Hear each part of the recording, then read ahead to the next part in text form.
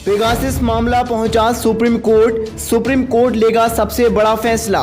बुरी तरह गिरी केंद्र में बैठी मोदी सरकार, क्या अब लेगा सुप्रीम कोर्ट बड़ा फैसला? देखिए खुफिया रिपोर्ट में। अगर आप भी देश में गोदी मीडिया का विरोध करते हैं तो लाइक करें इस वीडियो को, चैनल को सब्सक्राइब करने के बाद इस घंटी को दबाना बिल्कुल ना भूलें। बढ़ते हैं खबर की तरफ। पेगासस कथित जासूसी मामले की स्वतंत्र जांच करने का अनुरोध करने वाली 9 याचिकाओं पर सुप्रीम कोर्ट में आज एक साथ सुनवाई हुई। इन याचिकाओं में एडिटर्स गिल्ड ऑफ इंडिया और वरिष्ठ पत्रकारों एन राम तथा शशि कुमार द्वारा दी गई अर्जियां भी शामिल हैं। कोर्ट ने कहा है कि अगर मीडिया रिपोर्ट सही है तो ये आरोप काफी गंभीर है। मामले में जनहित याचिका दाखिल करने वाले वकील एम.एल. शर्मा ने सुनवाई के दौरान कपिल सिब्बल को रोका तो सीजीआई ने इस पर आपत्ति जताई। सीजीआई रमना ने शर्मा से कहा है कि आपकी याचिकाओं में अखबारों की कटिंग के अलावा क्या डिलीट है? आप चाहते हैं कि सारी जांच हम करें और तथ्य जुटाएं। ये जनहित याचिका दाखिल करने का कोई तरीका नहीं है। सुप्रीम कोर्ट की 2 जजों की खंडपीठ ने कहा है कि इस मामले में विदेशी कंपनी भी शामिल है। यह एक जायज मसला है। नोटिस लेने के लिए केंद्र की ओर से किसी को पेश होना चाहिए था। मामले की अगली सुनवाई 10 अगस्त को होगी। दरअसल आपको बता दें, मामले की सुनवाई करते हुए सीजीआई रमना ने कहा है कि आश्चर्य की बात है 2019 में पेगासस का मुद्दा सामने आया और किसी ने भी जासूसी के बारे में सत्यापन योग्य सामग्री एकत्र करने का कोई गंभीर प्रयास नहीं किया। उन्होंने कहा है कि अधिकांश जनहित याचिकाएं राष्ट्रीय और अंतर्राष्ट्रीय मीडिया के समाचार पत्रों की कटिंग पर आधारित हैं। बता दें, उन्होंने कहा है कि हम ये नहीं कह सकते कि इस मामले में बिल्कुल कोई सामग्री नहीं है। हम सबको समाचार पत्रों की रिपोर्ट और प्रतिष्ठित पत्रकारों की सामग्री नहीं कहना चाहते हैं। जिन लोगों ने याचिका दायर की है उनमें से कुछ ने दावा किया है कि उनके फ़ोन हैक हो गए।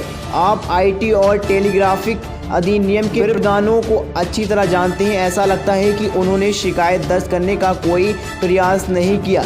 ये चीज़ हमें परेशान कर रही है। वहीं आपको बता दें, सीजीआई की दलील पर वरिष्ठ वकील कपिल सिब्बल ने कहा, सूचना तक हमारी सीधी पहुंच नहीं है। एडिटर्स गिल्ड की याचिका में जासूसी के 47 सत्यापित मामले हैं। वहीं आपको बता दें, सीजीआई ने कहा है कि मैं ये भी नहीं कहना चाहता कि दलीलों में कुछ भी नहीं। याचिका दायर करने वाले कुछ याचिकाएं प्रभावित नहीं होती हैं और कुछ का दावा है कि उनके फ़ोन हैक हो गए, लेकिन उन्होंने आपराधिक शिकायत दर्ज करने का प्रयास नहीं किया।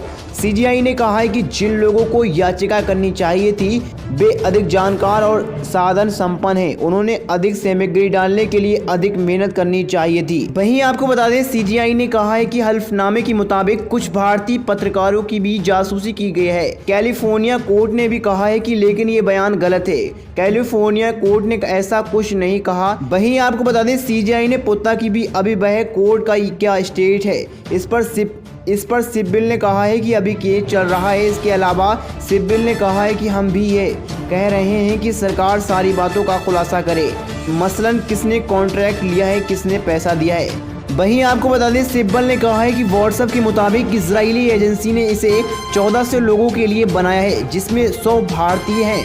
उन्होंने कहा है कि मंत्री ने भी बयान दिए हैं। उन्होंने पूछा कि लोकसभा के जवाब में नाम कैसे आए। वहीं आपको बता दें, एक अंतर्राष्ट्रीय मीडिया संघ ने एक अखबार में दावा किया कि 300 सत्यापित भारतीय mobile phone number Pegasus spyware के जरिए जासूसी के संभावित निशाने वाली सूची में शामिल थे। एडिटर्स गिल्ड ऑफ इंडिया ने अपनी अर्जी में अनुरोध किया है कि पत्रकारों और अन्य क्लियरेंस की जांच कराने के लिए विशेष जांच दल एसआईटी का गठन किया जाए। दोस्तों, आपको इस रिपोर्ट के बारे में क्या राय है, हमें कमेंट में जरूर